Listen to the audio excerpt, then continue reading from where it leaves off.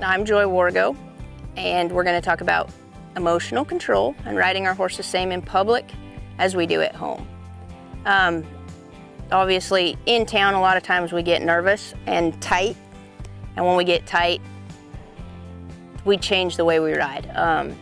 You know, at home, a lot of times we're real relaxed, or when we're riding colts at home, we're real relaxed. Everything's easy. We stay loose, and we get in town, and all of a sudden we get worried about going fast and what the clock says, and we start to get up over our horses and try to be fast, and we change the way we do things. And a lot of times our horses don't understand that because we don't ride that way during the week at home.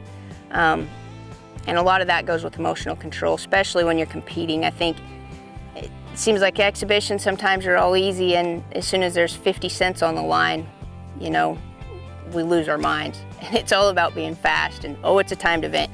And it is, but it's real important that smooth's fast, correct is fast. When we don't take a bunch of extra steps, it's fast. So the more we can stay consistently the same in the way we ride at home and the way we ride in town, and also our emotional control. And I think that one's really hard. We get excited and want to go fast, and we want to do good, and we try really hard, and sometimes we try too hard. And I've found, for me personally, I kind of try to blame my horse. Oh, I need to keep him nice and quiet and relaxed more than I do me, even though it's probably more for me than my horse. And I've gotten to where about 10 horses out, I want my horse to take a big deep breath and relax before I run. And to help them do that, I take a big deep breath and I'll let it out and try to relax all the way down through my legs, my feet, which some days is difficult in public. So when that doesn't work right off the bat, then I will say breathe, and I'll take a big deep breath, and then I'll actually spell it out loud. B-R-E-A-T-H-E. And I'll take another big breath and let it out, and I'll say breathe again. And then I'll continue to do that until I can get myself under control, and I can slow my heart rate down, and I can start to relax my body. And then I feel like I need to take a big breath right before I enter the alleyway to make sure my brain functions properly. It's so easy to kind of get just wound up, and you go in and you're not quite sure what happened or what you did or even what color the barrels were today. But it seems like if you can just take a few minutes, try and relax. Like I said, the breathe drill really helps me.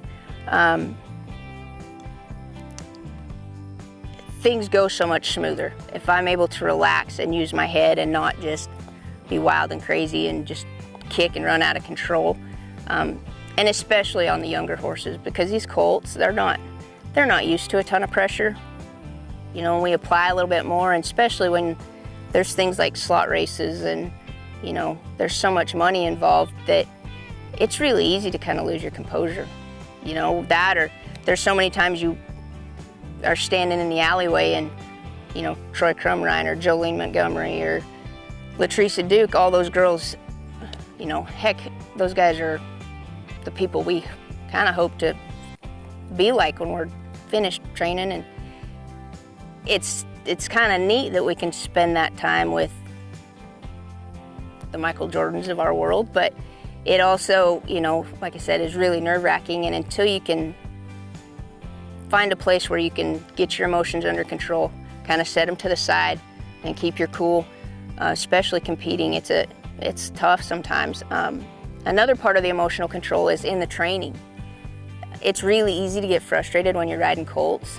It's really easy to get frustrated when they're in a hurry or their footwork's not right, or several other things. And a thing that I found that helps me when I'm riding the colts is if I start to get frustrated, if I'll stop, take a big breath, try to relax a little bit, give them a second to kind of think about it, and then I'll pick up right where I left off. If I was loping circles around a barrel and they weren't moving forward, we'll give them, you know, if it takes me 10 seconds to kind of relax, fine. If it takes me 3 minutes, whatever time it takes, and then I'll just pick right back up and go right back to what I was doing.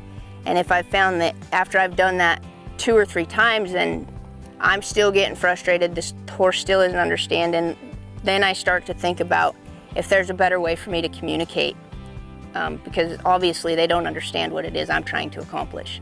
But it seems like there's not as many setbacks if you can control that emotion while you're on the colts as if you're to go ahead and pick a fight with one, and sometimes you cause damage you can't undo.